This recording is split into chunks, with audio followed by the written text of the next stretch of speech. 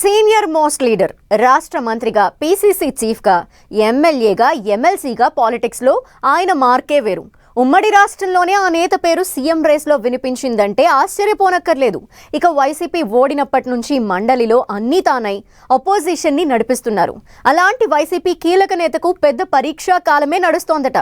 రాజకీయాల్లో ఎన్నో ఎత్తుపల్లాలు చూసిన ఆయన హెల్త్ ఇష్యూస్ నుంచి బయటపడలేకపోతున్నారట.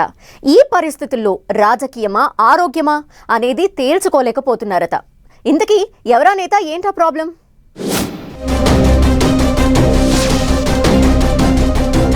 ఆరోగ్యమా, రాజకీయమా? సందిగ్ధంలో బొత్స. హెల్త్ ఇష్యూస్తో ఇబ్బంది పడుతున్న సత్తిబాబు. 30 ఏళ్లుగా తిరుగులేని రాజకీయ నేతగా ఉన్న బొత్స. ఇప్పటికే కూతురును పాలిటిక్స్లో యాక్టివ్ చేసిన బొత్స.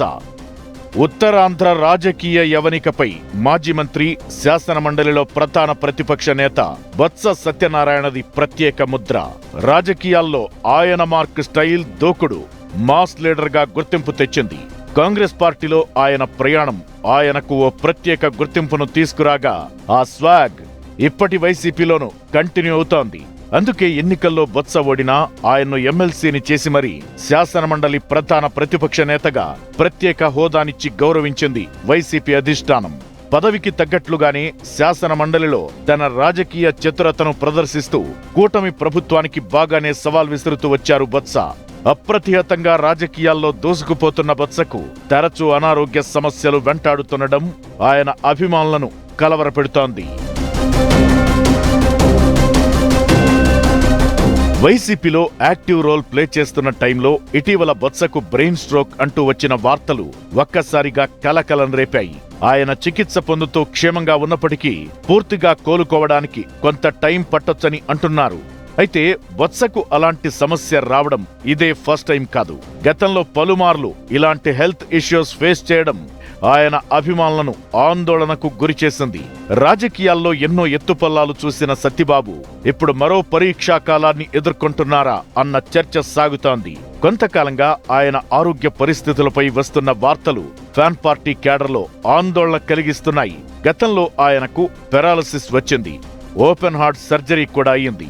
అప్పట్నుంచి బొత్స ఆరోగ్యం పూర్తిగా రికవరీ అవట్లేదనే టాక్ ఉంది. అయితే ఇన్ని ఇబ్బందులను దాటుకుని బొత్స మళ్లీ రాజకీయాల్లో దూకుడు చూపించారు. ఇటీవల గీతం యూనివర్సిటీ భూముల వివాదం, తిరుమల కల్తీ లడ్డు వ్యవహారం వంటి అంశాల్లో ప్రభుత్వాన్ని ఇరుకున పెట్టేలా శాసనమండలిలో బొత్స చేసిన విమర్శల దాడి పొలిటికల్ హాట్ టాపిక్ అయింది. ముఖ్యంగా తిరుమల లడ్డు వివాదంలో ఆయన తిప్పిన చక్రం అధికార పక్షాన్ని కొంతసేపు ఇబ్బందుల్లో పడేసిందనే అభిప్రాయం వ్యక్తమైంది. అయితే ఈ దూకుడు మధ్యలోనే ఆరోగ్య సమస్యలు మళ్లీ వెంటాడుతున్నాయనే వార్తలు రావడం ఆయన అభిమానులకు, వైసీపీ శ్రేణులకు ఇబ్బందికరంగా మారాయి. 2025 జూన్ 4న చీపురుపల్లిలో జరిగిన వెన్నుపోటు దినం బహిరంగ సభలో ప్రసంగిస్తూ బొత్స ఒక్కసారిగా తీవ్ర అస్వస్థతకు గురవడం అందరినీ కలవరపరిచింది. ఇటీవల మళ్లీ బ్రెయిన్ స్ట్రోక్ రావడంతో డాక్టర్ల పర్యవేక్షణలో ఉన్నారని అంటున్నారు. దీంతో వైసీపీ శ్రేణుల్లో ఆందోళన మొదలైంది. తరచూ అనారోగ్యానికి గురవుతుండడంపై పార్టీ నేతలు, ఆయన అభిమానులు కూడా ఆందోళన వ్యక్తం చేస్తున్నట్టు తెలుస్తోంది. ఇక బొత్స పొలిటికల్ యాక్టివిటీని తగ్గించుకోవాల్సిన అవసరం ఏర్పడిందా? ఫస్ట్ హెల్త్, తరువాతే పాలిటిక్స్ అనేలా డెసిషన్స్ మార్చుకోవాల్సిన టైం వచ్చేసిందా అన్న ప్రశ్నలు కూడా వినిపిస్తున్నాయి. వయోభారం, ఆరోగ్య పరిస్థితులను దృష్టిలో పెట్టుకుని కొంత విశ్రాంతి తీసుకోవాలని కుటుంబ సభ్యులు కోరుతున్నట్లు చర్చ సాగుతోంది. అయితే ఇలాంటి పరిస్థితులను ముందే ఊహించి తన కుమార్తె అనూషను రాజకీయాల్లోకి తీసుకొచ్చారన్న టాక్ నడుస్తోంది.